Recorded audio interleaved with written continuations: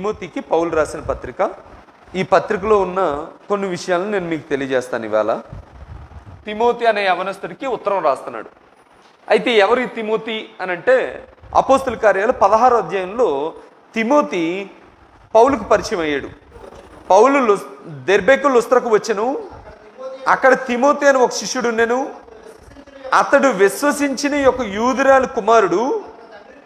ఈ తిమోతి అన్న ఆయన తల్లేమో యూదురాలు, తండ్రి గ్రీసు దేశస్థుడు. అంటే ఏంటి పెద్ద తేడా ఏంటంటే, యూదురాలు యూదుని పెళ్లి చేసుకుంటే అప్పుడు ఈయన ఆ యోధా మతంలో చక్కగా కొనసాగడానికి వీలు ఉంటుంది.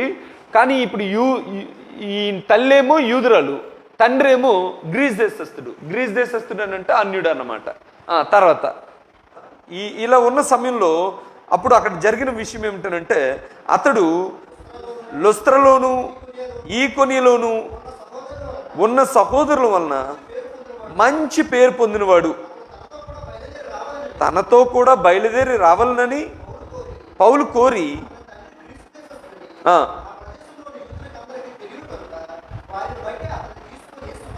ఇక్కడ మనం నేర్చుకోవాల్సిన విషయం ఏమిటంటే, యూదురాలు తండ్రి కూడా యూదునే అనుకోండి, అప్పుడు యోధా మతం ఆచారాలన్నింటినీ కూడా చక్కగా నెరవేరుస్తారు.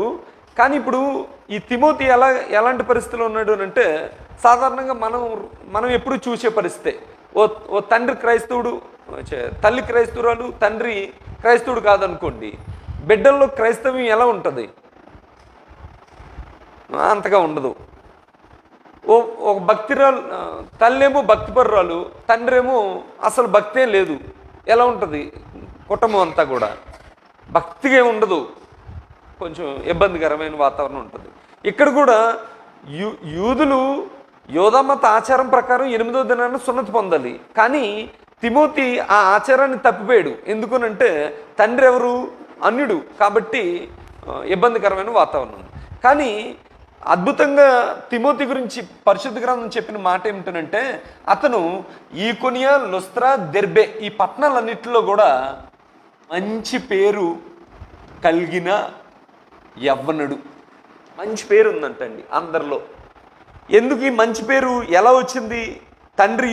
తండ్రి అన్యుడయ్యుండి తల్లి యూదురాలయ్యుండి ఈ మంచి పేరు ఎలా వచ్చిందనంటే, అప్పుడు తిమోతికి పౌలు రాసిన 2వ పత్రికలో దాని గూర్చిన సమాచారాన్ని చెప్తున్నాడు. 1వ అధ్యాయం 3వ వచనం. ఆ విశ్వాసము మొదట నీ అవ్వయైన లోయలోను నీ తల్లి అయిన యూనికలోను వసించెను, అది నీ యందు సహా వసించున్నదని నేను రూఢిగా నమ్ముచున్నాను. తల్లి అయిన యూనికే ఎలాంటి మనిషి అంట? విశ్వాసరాలు. అవ్వైన లోయి విశ్వాసరాలు. ఈ విశ్వాసము ఇప్పుడు ఎవరిలో ఉందనంటే తిమోతిలో ఉంది. ఎందుకు తిమోతిలో ఉందని చెప్తున్నాడు అనంటే, పౌలు ఈ తిమోతిని ఎక్కడ కలుసుకున్నాడని చెప్పాను? లుస్త్రా, దెర్బే, ఈకొనియా ఈ పట్టణాల్లో సువార్త చేస్తున్నప్పుడు ఎవరిని కలుసుకున్నాడు అని అంటే తిమోతిని కలుసుకున్నాడు. ఈ పట్టణాలకు ఉన్న ప్రత్యేకత ఏంటండి? మీలో చాలామందికి తెలియకపోవచ్చు. పౌలు మొదటిసారి సువార్త ప్రయాణం చేస్తున్నప్పుడు ఈ పట్టణాలు గుండా సువార్త చేస్తూ వెళ్ళాడు.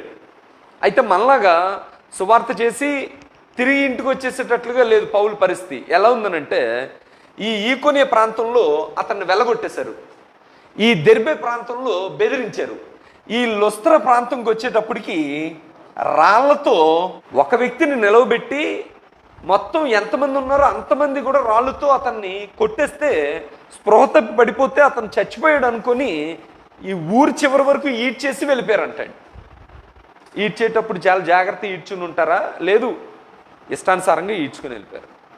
ఇప్పుడు లుస్త్రా అనే పరిస్థితిలో పౌలు సువార్త ప్రకటిస్తున్నప్పుడు రాళ్లతో కొట్టి అతను చనిపోయాడేమో అని అనుకొని విడిచిపెట్టి వెళ్ళిపోయారంటండి.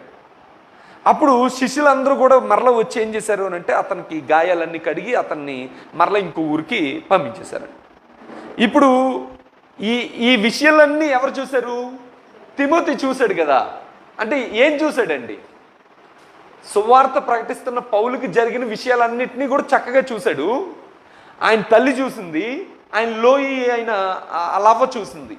ఇప్పుడు పౌలు రెండోసారి సువార్త ప్రయాణానికి ఎక్కడికి వచ్చాడనంటే ఈ పట్టణాలకు వచ్చాడు. ఈ పట్టణాలకు వచ్చినప్పుడు ఇప్పుడు పౌలుకు ఒక అవసరం వచ్చింది. ఏంటనంటే ఇంతకుముందు తనతో పాటు ఓ కొంతమంది ఉండేవారు. ఇప్పుడు పౌలు ఒంటరివాడు అయిపోయాడు. ఇప్పుడు పౌలు అడిగిన విషయం ఏమిటనంటే, ఈ తిమోతిని నాతో పాటు సువార్తకు పంపిస్తారా అని అడిగాడు. ఇప్పుడు కూడా తల్లిదండ్రులు చాలామంది యవనస్తుల్ని అన్నితో పాటు సువార్తకి వెళ్ళు, లేకపోతే అన్నితో పాటు అదేదో ఊరు వెళ్తున్నాడు వెళ్ళు అని అంటారు కదా. అన్నప్పుడు అక్కడ ఏమవుతుందని మీ ఉద్దేశం? యాక్చువల్గా సువార్తికుడు అనేటప్పటికీ భోజనాలకు లైన్లో నించొక్కర్లా, ప్లేట్ నాకు ఇచ్చేస్తారు. ఇప్పుడు నాతో పాటు వచ్చినోడికి ఏమవుద్ది? ఒకవేళ ప్లేట్ తెచ్చివ్వకపోయినా మంచి భోజనం దొరుకుతుంది, అక్కడ గౌరవం కనబడుతుంది, వాక్యం కూడా నేర్చుకుంటాడు. వాక్యం నేర్చుకుంటాడనే పంపిస్తారు. అయితే ఇదే వెళ్తున్న సువార్తికుడికి అవమానము, ఇదే వెళ్తున్న సువార్తికుడికి శ్రమ, హింస ఉందని తెలిసిందనుకోండి తల్లిదండ్రులకి, ఏ తల్లిదండ్రులు పంపిస్తారు? ఒకవేళ పంపించమని అడిగినా ఏమని చెప్తారు? ఈవేళ కాలేజ్ ఉంది బాబు మా అబ్బాయికి అనేస్తారా అనరా? కానీ ఈ తల్లి అయిన యూనికే అవ్వ ఏం చేశారు అని అంటే, పౌలు తిమోతిని పంపించమని అన్నప్పుడు చూశారు వాళ్ళు పౌలు పరిస్థితి ఏంటని. నాకు తెలిసి ఆ గాయం ఇంకా మాని ఉండదు కూడా, అంటే ఈ దెబ్బలు గాయాలు ఆ మచ్చలు ఇంకే ఉంటాయి. కానీ అవి చూస్తున్న వాళ్ళు కూడా వీళ్ళు ఏం చేశారు అని అంటే, సువార్త నిమిత్తం తమ కొడుకుని పంపించడానికి సిద్ధపడ్డారంట. అది వారి విశ్వాసం. అప్పుడు ఈ విశ్వాసాన్ని జ్ఞాపకం చేస్తూ పౌలు ఏమంటున్నాడు అని అంటే, అమ్మా అవ్వ, మీ ఇద్దరి విశ్వాసమే మీ కొడుకు లేకపోతే మీ మనవడు అతనిలో ఆ విశ్వాసం వసిస్తుంది అని. ఇక్కడ ఒక చిన్న విషయాన్ని మనం నేర్చుకోవాలండి. మన లోపల అంటే తల్లిదండ్రుల లోపల లేని విశ్వాసం కొడుకులోనో కూతురులోనో ఉంటుంది అని అనుకోవడం భ్రమ, లేకపోతే అది కుదరని పని. చాలా కుటుంబాలను మనం చూస్తుంటాం కదా, వాళ్ళ తల్లిదండ్రులు ఎప్పుడూ ఒక కంప్లైంట్ ఇస్తుంటారు. ఏంటనంటే, మా అమ్మాయి సరిగా విశ్వాసం ఉండట్లేదండి, మా అబ్బాయి సరిగా విశ్వాసం ఉండట్లేదండి. ఆన్సర్ ఏంటమ్మా? ఆన్సర్ అక్కడే ఉంది. ఏంటనంటే, ఆ కంప్లైంట్ చెప్తున్న వారిలో విశ్వాసం సరిగా లేదు, కంప్లైంట్ చెప్తున్న వారి ఇంట్లో విశ్వాస సంబంధమైన వాతావరణం లేదు. తద్వారా నెక్స్ట్ జనరేషన్కి ఏమవుతుంది అంటే, అంత పాస్ అని అవ్వదు. నీ దగ్గర 100% విశ్వాసం ఉంటే నీ కొడుకు ఎంత వస్తుంది అని అంటే 100 రాదు. ఎంత వస్తుంది తమ్ముడు? 80 వస్తుంది, లేకపోతే 60 వస్తుంది. నీ దగ్గరికి 60 ఉందనుకో, మీ కొడుకు ఎంత వస్తుంది? 30 వస్తుంది. పాస్ మార్క్ కూడా రాదు. అర్థమైందండి? ప్రార్థనలకు మీరు రారు, మీ పిల్లలు వచ్చేస్తారు, రారు. అప్పుడు దేవుడు కృపను బట్టి మీ వల్ల కాకపోతే ఎవరో ఒక అన్నయ్యనో ఎవరో ఒక సహోదరుడు చెయ్యూత దొరికితే ఒకవేళ అద్భుతమైన విశ్వాసగా తయారవ్వచ్చేమో, కానీ పర్సంటేజ్ మాత్రం చాలా తక్కువ ఉంటుంది. అర్థమైందా లేదా? కాబట్టి ఇప్పుడు అంటే మనం తిమోతి గురించి మాట్లాడుకుంటున్నాం కాబట్టి తిమోతి విశ్వాసానికి కారణం అది. అయితే ఇప్పుడు తిమోతిని పౌలు ఎంతగా సువార్తలో ఆయన తర్ఫీదునిచ్చాడంటే, ఎంతగా సువార్తలో అతన్ని ఉపయోగించుకున్నాడనంటే, ఈ ఉపయోగించుకోవడం అంటే, నాయన ఈరోజు నాకు ఆరోగ్యం బాగోలేదు, నువ్వు వెళ్ళి వాక్యం చెప్పు, అది కాదు. ఉపయోగించడం అంటే అర్థం ఏంటనంటే, అమ్మ యవనస్తుడు చేసే పని ఏంటమ్మా? సువార్తికుడికి పౌలుకి ఏం చేసి ఉంటాడండి? పరిచర్య. అతను నీళ్ళు బాటిల్ అందించడం, అతను పడుకున్నప్పుడు ఏమైనా ఆ పక్కలు సర్దడం, అతను బైబిల్ పట్టుకొని తిరగడం, ఇలాంటి పనులే చేశాడు. అయితే ఒకనొక స్థితికి వచ్చేటప్పటికి ఎలాంటి స్థితికి వచ్చేసాడు అని అంటే, తిమోతికి రాసిన మొదటి పత్రిక 1వ అధ్యాయం 3వ వచనం ఒకసారి చూద్దాం. పౌలు ఎక్కడికి వెళ్తున్నాడంట? పౌలు ఏమో మాస్దోనికి వెళ్తున్నాడు అంటండి. సత్యమునకు భిన్నమైన బోధ చేయవద్దనియు, కల్పనా కథలు, మితములైన వంశావళులు, విశ్వాస సంబంధమైన దేవుని ఏర్పాటుతో కాక వివాదములతో సంబంధం కలిగి ఉన్నవి గనుక వాటిని లక్ష్య పెట్టవద్దని కొందరికి ఆజ్ఞాపించుటకు నీవు ఎఫెస్సులో నిలిచి ఉండవలనని నిన్ను హెచ్చరించిన ప్రకారము ఇప్పుడు హెచ్చరిస్తున్నాను. ఇప్పుడు తిమోతి ఎక్కడ ఉన్నాడంటండి? తిమోతి పౌలుతో పాటు లేడు ఇప్పుడు. ఇంకా అంటే ఉండాల్సిన అవసరం లేదు. ఎందుకనంటే పౌలేమో ఒక ప్రాంతంలో సువార్త చేయడానికి వెళ్ళాడు. ఇప్పుడు ఎఫెస్సి అనే పట్టణంలో కొందరికి కొన్ని ఆజ్ఞాపించడం కోసం నువ్వు అక్కడ ఉండి పరిచర్య చేయి అని చెప్పి ఇండిపెండెంట్ సువార్థికుడిగా ఆ ప్రాంతంలో విడిచిపెట్టేశాడంట. ఎఫెసీ అనే ప్రాంతం గురించి పౌలు ఒక మాట చెప్పాడు, ఎవరికైనా గుర్తుందా? కొరింథీ 15వ అధ్యాయంలో మాట అన్నాడు. ఒకసారి చూడండి, కొరింథీలకు రాసిన పత్రిక 15వ అధ్యాయం 32వ వచనం ఒకసారి చూడండి. మనుష్యరీతిగా నేను ఎఫెసీలో మృగములతో పోరాడిన ఎడల నాకు లాభమేమి అంటే, ఎఫెసీలో పౌలు ఎలాంటి మనుషులను చూశాడంటండి? మృగ స్వభావం కలిగిన మనుషులు. అప్పుడు ఇంకో మాట అన్నాడు, ఏంటనంటే తెస్సలోనీయులకు రాసిన పత్రికలో ఆయన మాట్లాడిన మాట ఏమిటనంటే, మేము ఆసియాలో కాలు పెట్టినప్పుడు బ్రతుకుదుమను నమ్మకము లేక ఖచ్చితంగా చచ్చిపోతాం అనే నమ్మకంతో ఉన్నాం మేము అని అన్నాడు. అంటే ఎలాంటి మనుషులు అక్కడ ఉన్న మనుషులు? చాలా సాఫ్ట్గా ఉండే మనుషులు కాదు, తిరగబడే మనుషులు. అలాంటి మనుషులు ఉన్న చోట పౌలు ముందు పరిచర్య చేశాడు.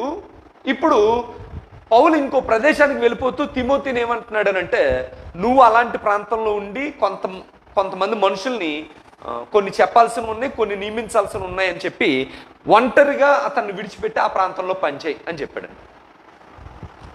అయితే పౌలు తిమోతిని ఏమని పిలుస్తాడనంటే, విశ్వాసమును బట్టి నా నిజమైన కుమారుడగు తిమోతి. అంటే ఇద్దరు రిలేషన్ ఎలా అయిపోయిందనంటే, కొడుకు తండ్రి ఆ రిలేషన్కి వచ్చేసారంట.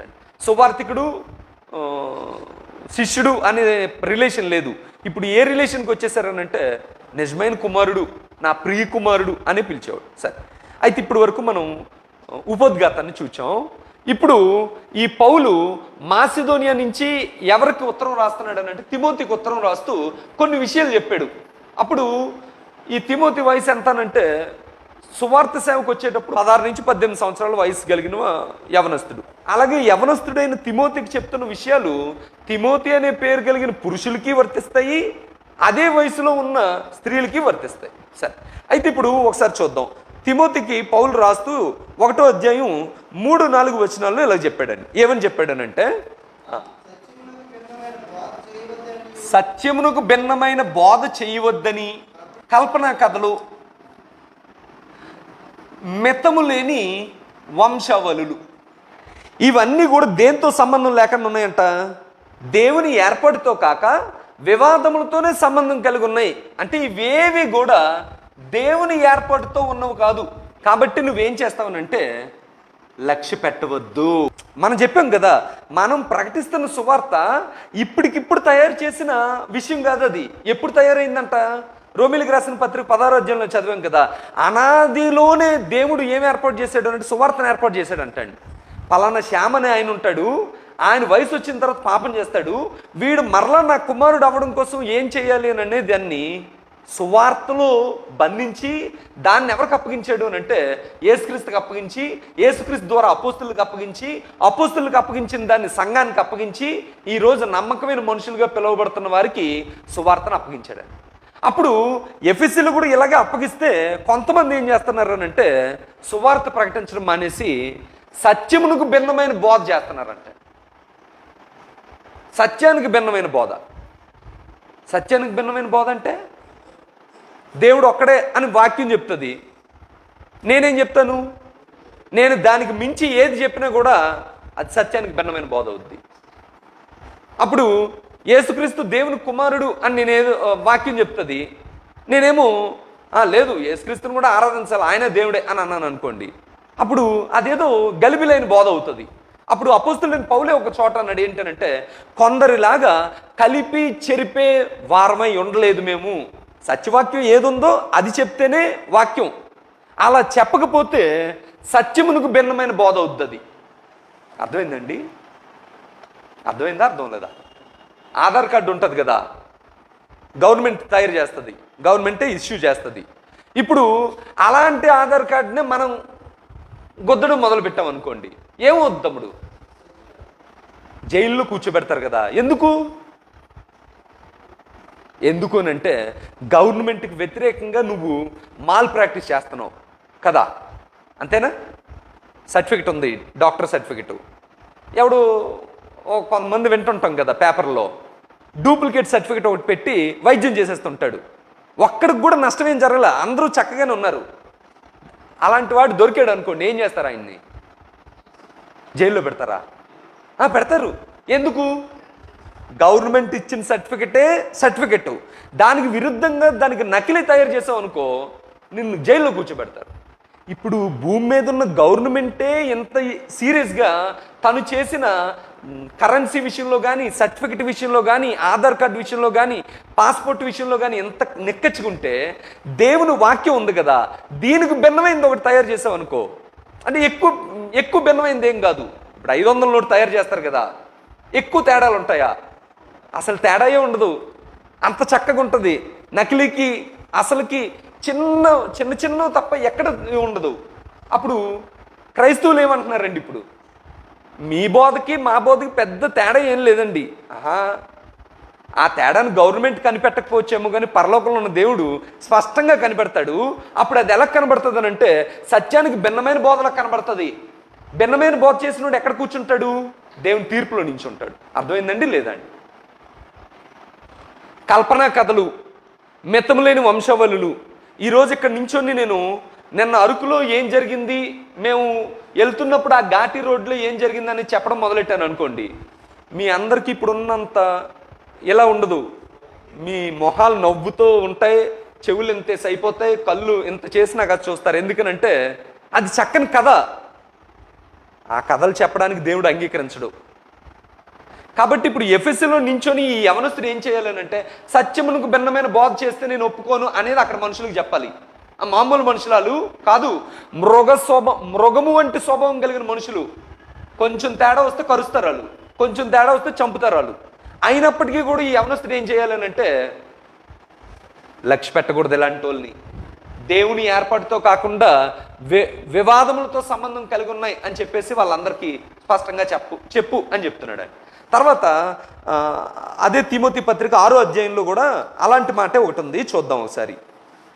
20వ వచనం, ఓ తిమోతి, నీకు అప్పగింపబడినదాన్ని కాపాడి అపవిత్రమైన ఒట్టి మాటలకు, జ్ఞానమని అబద్ధముగా చెప్పబడిన విపరీత వాదములకు దూరముగా ఉండుము. ఆ విషయంలో ప్రవీణులు అనుకొని కొందరు అనుకొని విశ్వాస విషయంలో తప్పిపోయిరి. కొందరు ఏమయ్యారనంటే, ఈ వంశావళులు చెప్పడంలో మమ్మల్ని మించిన వాళ్ళు లేరు అని అనుకున్నారంట. ఇలాంటివి మేము చెప్పడంలో ప్రవీణులు మేము అనుకొని ఎక్కడి నుంచి తప్పిపోయారంట? విశ్వాస విషయంలో తప్పిపోయి నాశనం అయిపోయారు. ఓ తిమోతి, జాగ్రత్తగా ఉండు. తర్వాత 2 తిమోతి రాసిన పత్రిక 1వ అధ్యాయం 18వ వచనం, నా కుమారుడు వెన్ తిమోతి,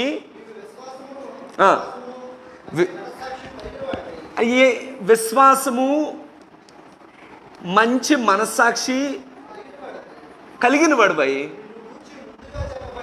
నిన్ను గూర్చి ముందుగా చెప్పబడిన ప్రవచనములు చొప్పున మంచి పోరాటం పోరాడవలనని. ఇప్పుడు తిమోతికి ఎంత వయసు వచ్చి ఉంటుందండి? 16-17లో ఉండడు కదా. ఎందుకనంటే 2వ సువార్త ప్రయాణంలో కలిశాడు. ఆ సువార్త ప్రయాణం కొంతకాలం గడిచింది. ఆ తర్వాత మధ్యలో కొంత గ్యాప్ తీసుకున్నాడు. మరలా 3వ సువార్త ప్రయాణం చేశారు. ఆ సువార్త ప్రయాణం తర్వాత రాసిన పత్రిక ఇది. కాబట్టి ఇప్పుడు తిమోతికి ఒక 25-30 సంవత్సరాలు, అంటే మంచి సువార్తికుడిగా ఉండదగిన వయసు వచ్చేసింది. ఇప్పుడు ఏం చెప్తున్నాడు అని అంటే, నాయనా విశ్వాస విషయంలో జాగ్రత్తగా ఉండు, మంచి మనస్సాక్షి విషయంలో జాగ్రత్తగా ఉండు. మంచి మనస్సాక్షి ఏం చెప్తుందండి? అమ్మ, అందరికి మంచి మనస్సాక్షి ఉందా ఇక్కడ?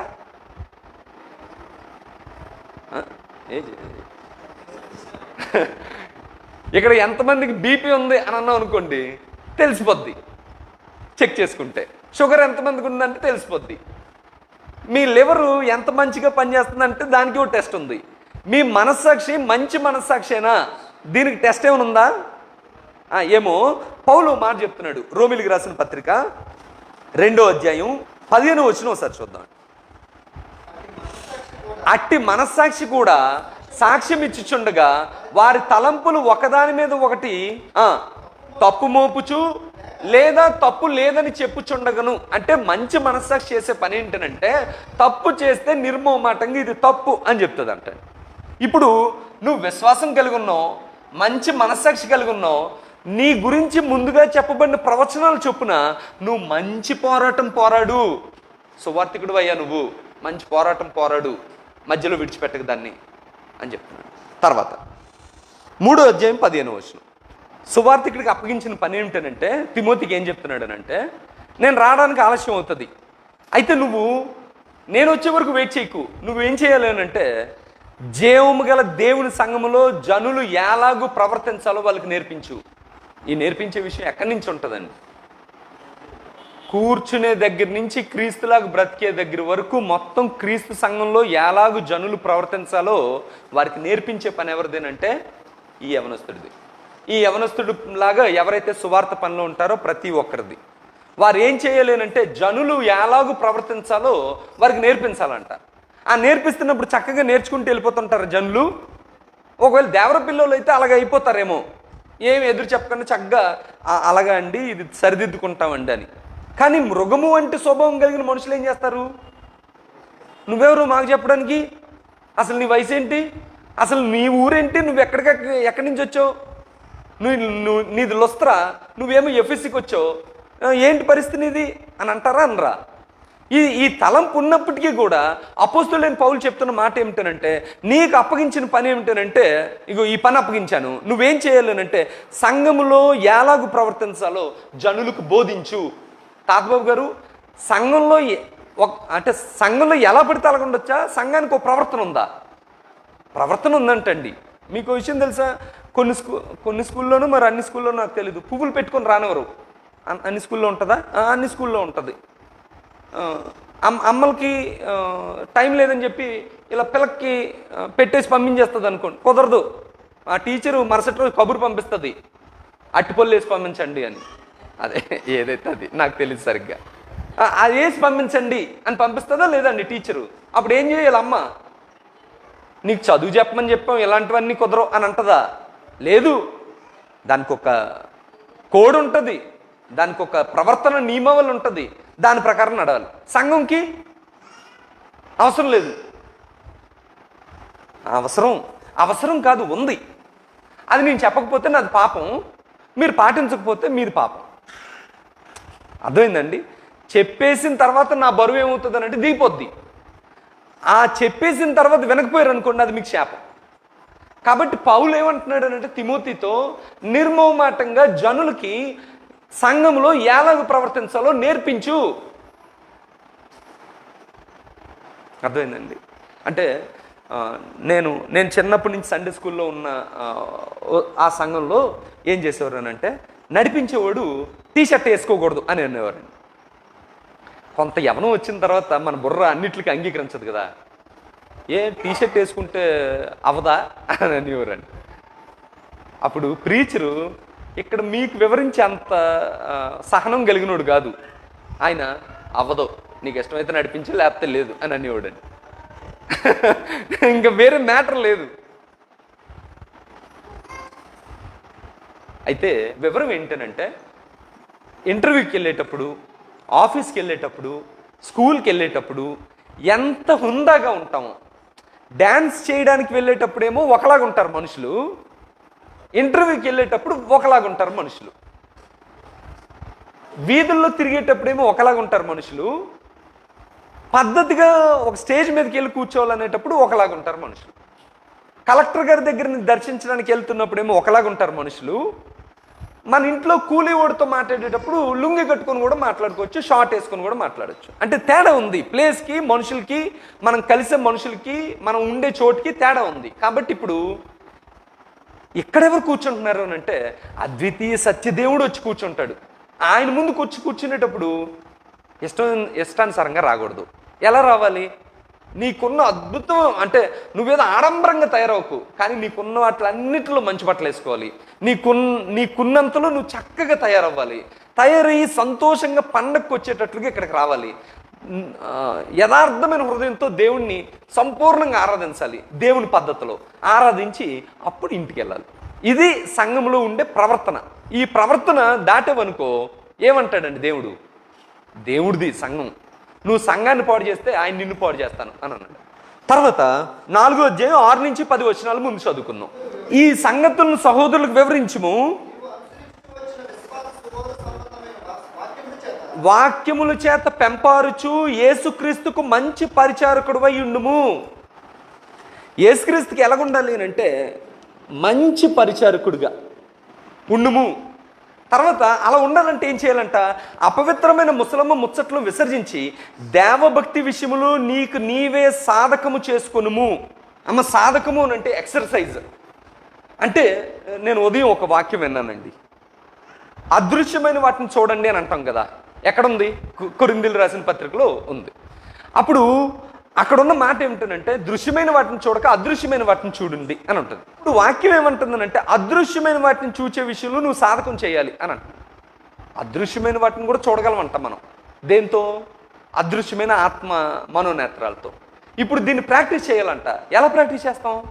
వాక్యం చదువుతూ ప్రేయర్ చేస్తే అదృశ్యమైనది కనబడుతుంది. ఓకే. ఇంకా నన్ను కాలేజీకి వెళ్తున్నారు, ఆఫీస్కి వెళ్తున్నారు, లేకపోతే ఎక్కడికో ప్రయాణం అయ్యి వెళ్తున్నాను నేను. నా నా నా పక్కన కానీ నాతో పాటు ఎవరుంటారండి? దేవుడు ఉంటాడు. దేవుడు కంటి చూపు నాతో ఉంటుంది. దేవుడు కనబడతాడా? కనబడ్డు. యాక్చువల్గా ఏదో చేయాలనిపించింది నాకు, ఎక్కడికో వెళ్ళాలనిపించింది నాకు, ఏదో మాట్లాడాలనిపించింది, ఏదో తీసుకొచ్చేయాలనిపించింది. ఆగాను. ఎందుకు ఆగానంటే అదృశ్యమైన వాడు ఉన్నాడు, కానీ అదృశ్యమైన వాడిని నేను చూస్తున్నాను. కనబడుతున్నాడా? కనబడట్లా. కానీ అదృశ్యమైన వాడు ఉన్నాడు అనే విషయాన్ని నేను నా మనోనేత్రంతో ఏం చేస్తున్నాను అంటే అయ్య బాబాయ్ ఎవరు చూడకపోయినా దేవుడు ఉన్నాడు, కొంచెం జాగ్రత్తగా ఉండాలి అంటే ఇప్పుడు ఏంటి? సాధకం చేస్తున్నాను అనమాట. అర్థమైందా? వీడేం చేస్తాడంటే అదృశ్యమైన దాన్ని చూడడం మొదలు పెడుతున్నాడు కదా, సాధకం చేస్తున్నాడు కదా, ఒక్కొక్క దాన్ని విడిచిపెడతాడు. అన్ని విడిచిపెట్టడు అంటే అన్ని ఒక్కరోజు అయిపో, కానీ ఒక్కొక్క దాన్ని విడిచిపెడుతుంటాడు. స్పీడ్గా ఎక్కడికి వెళ్తున్నాను నేను, ఈ రోడ్డు ట్రాన్స్పోర్ట్ వాళ్ళు ఏం చేస్తారనంటే స్పీడ్ లిమిట్ రాస్తారండి 60 అని. అప్పుడు నా స్పీడోమీటర్ చూశాను, అది చూశాను, నాకు ఇప్పుడైతే పాపంగా ఏమనిపించట్లా. అదృశ్యమైన దాన్ని చూడడం అలవాటు చేసుకుంటున్నాను అనుకోండి, సాధకం చేస్తున్నాను అనుకోండి, ఇది ఎలా కనిపిస్తుందండి? అధికారులకు లోబడగలను కదా, అమ్మో నేను ఇక్కడ మిస్ అవుతున్నానే, అదండి సాధకం అంటే. అంటే ఒక్కరోజులో వస్తుందని నేను అన్ను, కానీ ఇది చూడడం మొదలుపెట్టిన తర్వాత నీకేమనిపిస్తుంది అంటే ఎస్ ఇది తప్పు అని అనిపిస్తుంది. అప్పుడు ఎక్కడున్నావురా నన్ను ఒకసారి సోమేశ్ అడిగాడండి, అనియా మనం ఎప్పుడు కూడా ఈ ఆనందపురంలో ఉంటాం, ఎక్కడున్నావు అంటే కాశీపురం అని అంటాం అన్యా, అది రాంగా రైటా అని అడిగాడండి. అర్థమైందా? మీలో అందరికీ అలవాటు ఉంటుంది, ఒక స్టేషన్కి ముందు చెప్తాం మనం వచ్చేటప్పుడు. అంటే ఏముందలే ఇప్పుడు ఏది చెప్తే ఏంటి, అవతలోడు కొంచెం దగ్గర ఉన్నామని హ్యాపీగా ఉంటాడు కదా అని దాంతో ఏం చేస్తామనంటే ఇదిగో ఇక్కడే జంక్షన్లో ఉన్నాను అంటాను, కానీ ఎక్కడున్నాను? కాశీపురంలో ఉన్నా. అది అబద్ధం యాక్చువల్గా. అది రైటా తప్ప అని అడిగాడండి. ఇప్పుడున్న మన బతుకు అయితే అది కరెక్ట్, రాంగ్ ఏం కాదు. ఎందుకనంటే ఇంకా మార్చుకోవాల్సిన బోల్డ్ ఉన్నాయి. కానీ ఈ సాధకం చేస్తున్నావు అనుకోండి, అది కూడా నీకేమనిపిస్తుంది అంటే ఇది అబద్ధం అని అనిపిస్తుంది. ఇప్పుడు నేను ఇంకో మాట అంటాను, ఇలా కాశీపురంలో ఉండి జంక్షన్లో ఉన్నానని చెప్పే అబద్ధం కాకుండా కావాలనే ఉద్దేశపూర్వకంగా అబద్ధం ఎలా చెప్పితే ఇది నిజంగా ఉంటుంది అని ఆలోచించి అబద్ధం చెప్తున్న వాళ్ళు ఉన్నాం అనుకోండి. మనం ఉన్నారు ఎవరైనా? దాన్నేమంటారండి? అర్థమైందా మీకు నేను చెప్పింది? అంటే మనది ఏ స్టేజ్ అంటే అబద్ధాన్ని డిజైన్ చేసి ఇది ఖచ్చితంగా ఎలాగైనా సత్యమని నమ్మేటట్లుగా చెప్పే మనుషులు మనం.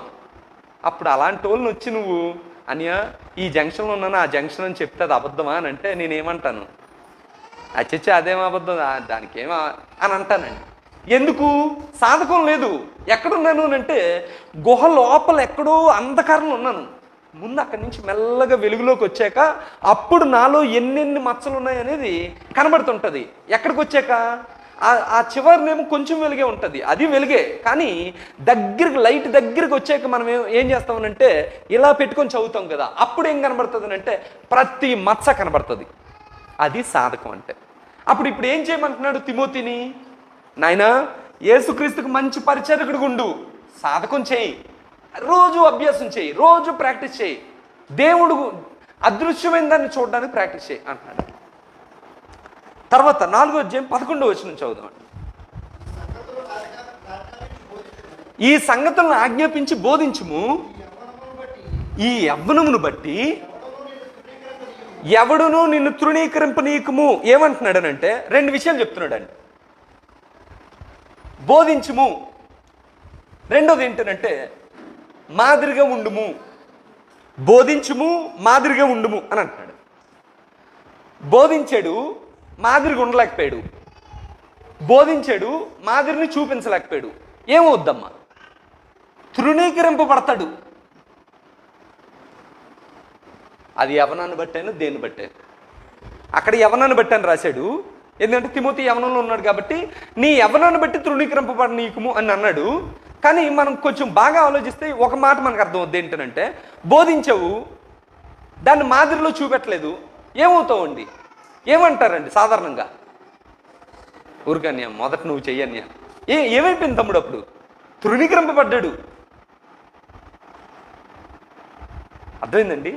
యవనాన్ని బట్టి తృణీకరింపబడనీయకము, మాటలోను. ఎన్ని విషయంలో చెప్తున్నాడు చూడండి. యవనుడు కాబట్టి ఎన్ని విషయాల్లో మాదిరిగా ఉండాలంట? మాటలో, ప్రవర్తనలో, ప్రేమలో, విశ్వాసంలో, పవిత్రతలో మాదిరిగుండు. ఇన్ని విషయాల్లో నేను వచ్చే వరకు చదువుట యందు, హెచ్చరించుట యందు, బోధించుట యందు, చదవడంలో, హెచ్చరించడంలో, బోధించడంలో ఎల్లప్పుడూ మాదిరి కలిగి ఉండాలంటండి. మనం శనివారం పెట్టే 1 డే బైబిల్ క్లాస్లో ఒక ముసలతను వచ్చి ఇక్కడ కూర్చుంటాడు. ఆయన ఏం చేస్తాడు అంటే మొత్తం చెప్పిందంతా కూడా రాసుకుని వెళ్ళిపోతుంటాడు. ఒక ఆయన రాజమండ్రి నుంచి వస్తాడు, రిటైర్డ్ అయిపోయిన ఏఎస్ఐ ఆయన. ఇంక రిటైర్డ్ అయ్యాక ఏం చేయాలి? రాసుకుంటూ కూర్చోాలా? అప్పుడు ఏమనిపిస్తుంది అంటే ఫుల్ రెస్ట్ తీసుకోవాలనిపిస్తుంది. అక్కడి నుంచి రాజమండ్రి నుంచి ఇక్కడికి బండి వేసుకుని వచ్చాడు ఒక రోజు. ఆయన ట్రైన్లో వస్తే కరోనా అంటుకుంటుందేమోనని వచ్చి, సార్ మొన్న నోట్స్ ఏదో చెప్పారు కదా, మాకు ఒకసారి ఫోటో పెట్టండి. మీ ఏజ్ ఏంటి, మీరు నోట్స్ ఫోటో అడుగుతున్నారేటండి అని అనిపిస్తుంది నాకు లోపల. ఎందుకనంటే ఏం చేసుకుంటాడు ఇప్పుడని.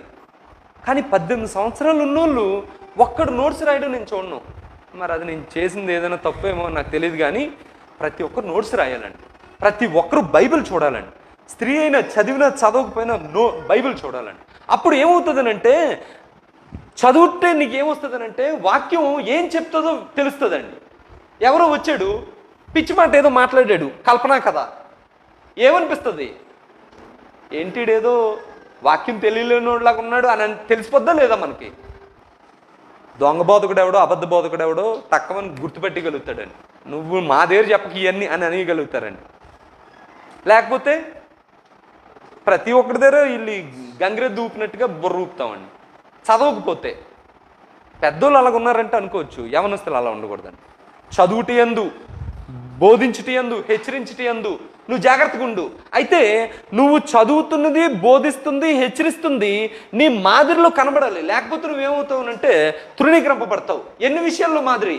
మాటలోను, ప్రవర్తనలోను, ప్రేమలోను, విశ్వాసంలోను, పవిత్రతలోను, ప్రతి విషయంలో కూడా ఎస్ నేను అది చెప్పాను, ఇదిగో నేను అలా నడుచుకుంటున్నాను, నువ్వు కూడా నా అలాగే నడుచుకో అని అనేటట్టు ఉండాలండి. ఒకవేళ లేకపోతే ఏమవుతావునంటే ఊరికని నువ్వు చెప్తావు కానీ నువ్వు చేయవు అనేటట్లుగా తృణీకరింపబడతావు.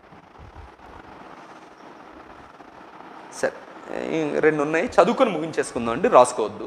5వ అధ్యాయం 20వ వచనం. ఇతరులు భయపడు నిమిత్తము పాపము చేయి వారిని అందరి ఎదుట గద్దింపుము. గద్దించడం అనేది చిన్న విషయమా, పెద్ద విషయమా? ధైర్యం ఉండాలండి గద్దించాలంటే. అంటే ముందు మాదిరి ఉండాలి. ఆ మాదిరి ఏమిస్తుంది అంటే ధైర్యం ఇస్తుంది. అప్పుడు నీ నా అనే తేడా ఉండకూడదు. వాడు ఏం చేస్తాడనంటే అందరూ ఎదుట గద్దిస్తాడండి. ఎందుకనంటే ఈ పాపం చేసిన వాడు గద్దింపబడకపోతే ఇంకొకటి పాపం చేయడానికి అవకాశం ఉంటుందండి. అప్పుడు పాపం చేసిన వాడిని ఏం చేయాలనంటే అందరి ఎదుట గద్దించాలండి. అప్పుడు వీడి గద్దింపు ఇంకొకటికి భయం కలుగు చేస్తుందండి. తర్వాత 6వ అధ్యాయం 11వ వచనం అండి. దైవజనుడా నీవైతే వీటిని విసర్జించి నీతిని, భక్తిని, విశ్వాసమును, ప్రేమను, ఓర్పును, సాత్వికమును సంపాదించుకున్నట్టుకు ప్రయాసపడము. వీటిని విసర్జించి అన్నాడు కదా. వేటిని ముందు చెప్పాడండి. ఏంటనంటే ఈ లోకంలో ఉన్న ధనము సమస్తమైన కీళ్లకు మూలం. కొంతమంది దాన్నే వెంటాడి ఏం చేశారు అంటే తమను తామే పొడుచుకున్నారు. కాబట్టి నువ్వేం చేస్తావనంటే, సువార్థికుడు ధనం వెనకతలు పరిగెట్టాడు అనుకోండి, నిజమైన సువార్తను అందించలేడని. వాడు కరెక్ట్ సువార్త అందించాలి అంటే ధనాన్ని విసర్జించాలి. విసర్జించేప్పుడు ఏం చేయాలి అంటే నీతిని, విశ్వాసాన్ని, ప్రేమను, ఓర్పును, సాత్వికాన్ని సంపాదించుకోవడం కోసం దానికోసం ప్రయాసపడుతుండాలి. నిన్న మేము మాట్లాడుకున్నాం. సువార్థికుడు అంటే మన దృష్టిలో ఒకలాంటి వస్త్రధారణ ఉంటుంది, ఒకలాంటి బ్రతుకు ఉంటుంది. అలా ఉంటేనే కరెక్ట్ అని అనుకుంటాం మనం. అలా కాదు. వాడు సువార్థికుడు అనేవాడు గొప్ప స్థితిలో ఉండేటట్టుగా చేయగలిగినోడు ఎవరు అంటే దేవుడు. అయితే ముందు ఏం చేయమంటున్నాడు అంటే ధనాన్ని విడిచిపెట్టాలి. విడిచిపెట్టి ఏం చేయాలనంటే పరిగెట్టాలి. ఇప్పుడు ధనాన్ని ఒకవేళ ప్రేమించాడు అనుకోండి, ఏం చెప్పాల్సిన అవకాశం ఉంటుంది? కల్పనా కథలు చెప్తుంటే అనే అవకాశం ఉంటుంది. సత్యమునకు భిన్నమైన బోధ చేయొద్దు అన్నవాడు చాలా గట్టిగా సొమ్మిచ్చేవాడు అనుకోండి, ఏమంటామండి? ఓకే అని అనేటట్టు ఉంటాం. కానీ లక్ష్యం చేయొద్దు అని అనంటే రూపాయి కూడా రాదు అని అన్నారు అనుకోండి, అప్పుడు ఈ సువార్థికుడు ఏమైపోతున్నాడండి? ధనం వెనకతలు పరిగెట్టేస్తున్నాడేమోనండి. అలా ఉండొద్దు అనుకున్నాడు. ధనాన్ని విసర్జించు. నువ్వు ఒకవేళ ధనాన్ని విసర్జిస్తే దేవుడు ఏం చేస్తాడనంటే పరలోకంలో ధనం ఇస్తాడు. మొదటిది. రెండోది ఏంటంటే ఇక్కడ ఏం లేదా అంటే ఇక్కడ కూడా ఇస్తాడు దేవుడు. అద్భుతంగా ఇస్తాడండి. నేను చెప్తున్నాను కదా, ఇశ్రాయేలీల్లో 11 మంది కన్నా గొప్పగా బ్రతికే అవకాశాన్ని ఎవరికి ఇచ్చాడు అంటే లేవీలకు ఇచ్చాడు. సెంటు భూమి కూడా ఇవ్వలేదు వాళ్ళకి, బండి కూడా ఇవ్వలేదు. కానీ ఈ 11 మంది కన్నా అద్భుతంగా బ్రతికే అవకాశం ఎవరికి ఇచ్చాడు అంటే లేవి గోత్రానికి ఇచ్చాడు.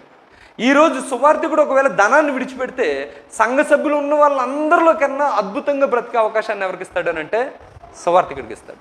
అయితే చేయాల్సింది ఒకటి ఏంటంటే వాటన్నిటిని విడిచిపెట్టి దేవుణ్ణి వెంబడించాలి. అర్థమైందండి? అందరికీ వందనాలు.